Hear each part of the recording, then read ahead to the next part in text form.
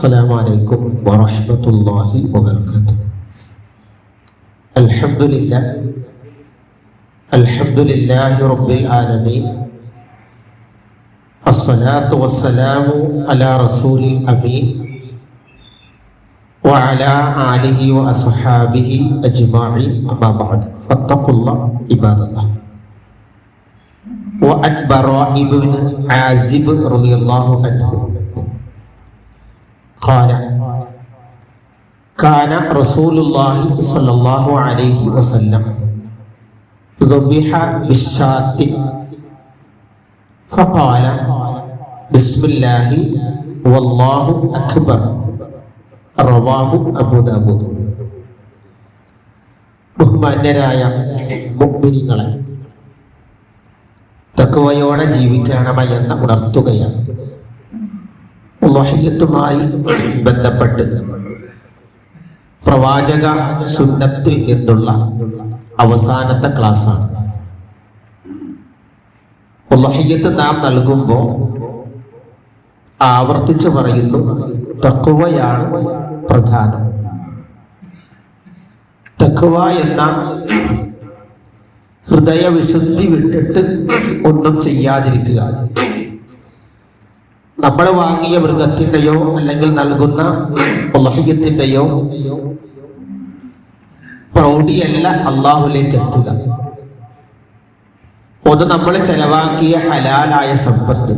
രണ്ട്, ആ ഉളഹിയ്യത്ത് അള്ളാഹുവിന്റെ കൽപ്പനയാണ് എന്ന ബോധം. ഇനി ശ്രദ്ധിക്കേണ്ടത്, മൃഗത്തെ ആരാണോ വാങ്ങുന്നത് അയാൾ തന്നെ അറുക്കാൻ ശ്രമിക്കണം. ഇനി 2, 3, 4 പേരുണ്ടെങ്കിൽ അവർക്ക് ഒരാളെ നിശ്ചയിക്കാം. കാരണം നബി സല്ലല്ലാഹു അലൈഹി വസല്ലമ ഒന്നിലധികം തന്റെ മൃഗത്തെയും മറ്റു സഹാബത്തിന്റെ മൃഗത്തെയും ഒക്കെ സ്വയം അറുത്തു എന്ന് ഹദീസിൽ കാണാൻ കഴിയും. അതിന് പ്രാധാന്യമുണ്ട്. അറുക്കുമ്പോൾ ശ്രദ്ധിക്കേണ്ടത്, സാധാരണ നമ്മൾ ബിസ്മില്ലാഹിർ റഹ്മാനിർ റഹീം എന്ന് പറയേണ്ട പല സ്ഥലങ്ങളിലും ബിസ്മില്ല കൊണ്ട് അവസാനിപ്പിക്കേണ്ട ഉണ്ട്, പ്രതിഫലമുള്ളത്. അപ്പൊ ആഹാരം കഴിക്കുമ്പോൾ, വെള്ളം കുടിക്കുമ്പോൾ ബിസ്മില്ലാഹിർ റഹ്മാനിർ റഹീം എന്ന് പറയണം എന്നില്ല. ബിസ്മില്ല എന്ന് പറഞ്ഞാൽ തന്നെ പ്രതിഫലം കിട്ടും. അതേ സമയത്ത് അറുക്കുന്ന സമയം സാധാരണ ഒരു മൃഗത്തെ അറുക്കുകയാണെങ്കിൽ അങ്ങനെ തന്നെയാണ്. എന്നാൽ ഉളഹിയ്യത്തിന്റെ മൃഗത്തെ അറുക്കുമ്പോൾ അറുക്കുന്ന ആളുകൾ ശ്രദ്ധിക്കണം, ബിസ്മില്ലാഹി വല്ലാഹു അക്ബർ. മൂർച്ചയുള്ള ആയുധമാവണം, വൃദ്ധമായിരിക്കണം. ഒക്കെ റസൂലുള്ളാഹിന്റെ ഹദീസിൽ കാണാൻ കഴിയും. അതുപോലെ തന്നെ പണ്ഡിതന്മാർ പഠിപ്പിക്കുന്നത്, ഒരു മൃഗത്തെ അറുക്കുന്നത് മറ്റൊരു മൃഗം കാണാൻ പാടില്ല. ഇതൊക്കെ അതിൽ പാലിക്കേണ്ട നിബന്ധനകളാണ്. മൃഗമാണല്ലോ, അതിനും അതിൻ്റെതായ വൈകാരികതയുണ്ട്.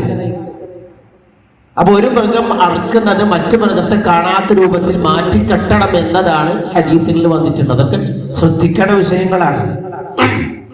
മറ്റു മൃഗങ്ങൾ കാണുന്ന രൂപത്തിലേക്ക് എന്താന്ന് ചോദിച്ചാൽ ഒന്നുമില്ല, പക്ഷേ ആ മൃഗത്തോടുള്ള കാരുണ്യമാണത്. അങ്ങനെ തന്നെയാണ്. അതാ പ്രവാചകന്റെ ഹദീസിൽ വന്നിട്ടുള്ളത്. അപ്പൊ അറുക്കുന്ന ആളുകൾ ശ്രദ്ധിക്കണം, ബിസ്മില്ലാഹി വല്ലാഹു അക്ബർ. ഇനി ഒരാൾ അല്ലാഹു അക്ബർ എന്ന് പറയാൻ മറന്നുകൊണ്ടിരിക്കട്ടെ, ഉളഹിയ്യത്തിന്റെ മൃഗത്തെ അറുത്തു, ഓർത്തിരുന്നതാണ്. ആ സമയത്ത് മൃഗത്തെ മറച്ചിടലും അതിന്റെ കാലുകെട്ടലൊക്കെയായി ഈ അറുക്കുന്നയാള് പെട്ടെന്ന് എന്ത് പറ്റി, ബിസ്മില്ല എന്ന് പറഞ്ഞുള്ളൂ, അല്ലാഹു അക്ബർ പറയാൻ വിട്ടുപോയി. കുഴപ്പമുണ്ടോ? പറയും, ഇല്ല. അങ്ങനെ ഓർത്ത് ടെൻഷൻ. രണ്ടാമത് എന്ത് ചെയ്യണ്ട, അറുക്കാൻ നിൽക്കണ്ട. പക്ഷെ അത് ഓർത്തിരിക്കണം. ഏതൊരു കർമ്മം ചെയ്യുമ്പോൾ പ്രവാചകന്റെ സുന്നത്തിനെ ഓർത്തിരിക്കണം. അറുക്കുന്നയാൾ ആ ശ്രദ്ധയിലായിരിക്കണം നിൽക്കേണ്ടത്.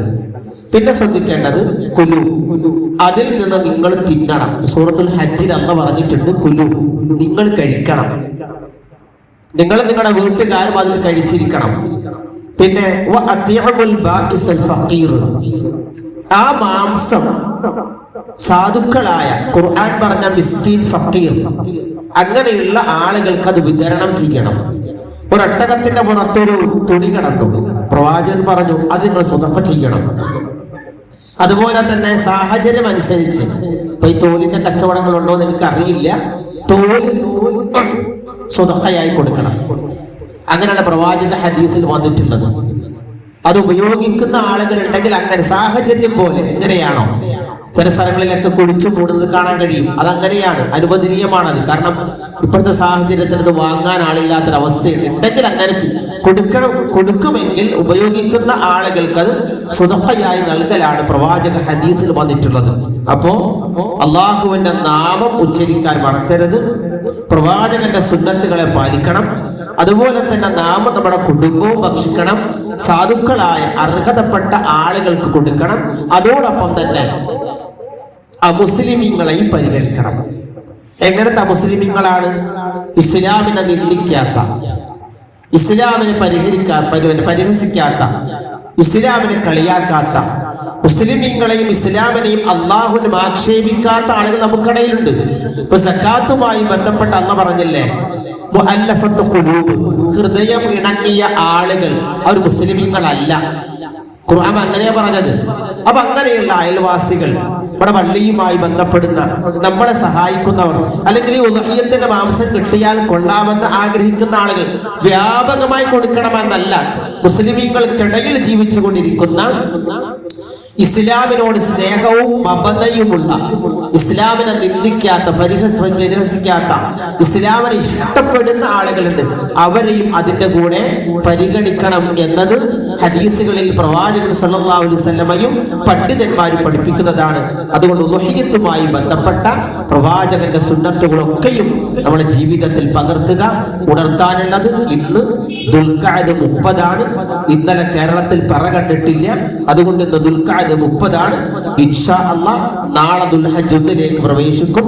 അതുമായി ബന്ധപ്പെട്ട ക്ലാസുകളായിരിക്കും നാളെ മുതൽ ആരംഭിക്കുക. വബില്ലാഹി തൗഫീഖ്, അല്ലാഹു അഅലം. റബ്ബനാ തഖബ്ബൽ മിന്നാ ഇന്നക അൻതസ് സമീഉൽ അലീം വതുബ് അലൈനാ ഇന്നക അൻതത് തവ്വാബുർ റഹീം. റബ്ബനാ ആതിനാ ഫിദ് ദുനിയാ ഹസനതൻ വഫിൽ ആഖിറതി ഹസനതൻ വഖിനാ അദാബൻ നാർ. റബ്ബിർഹംഹുമാ കമാ റബ്ബൗനാ സിഗാറാ. അസ്സലാമു അലൈക്കും വറഹ്മത്തുള്ളാഹി വബറകാതുഹു. സുബ്ഹാനകല്ലാഹുമ്മ വബിഹംദിക അഷ്ഹദു അൻ ലാ ഇലാഹ ഇല്ലാ അൻത അസ്തഗ്ഫിറുക വഅതൂബു ഇലൈക്.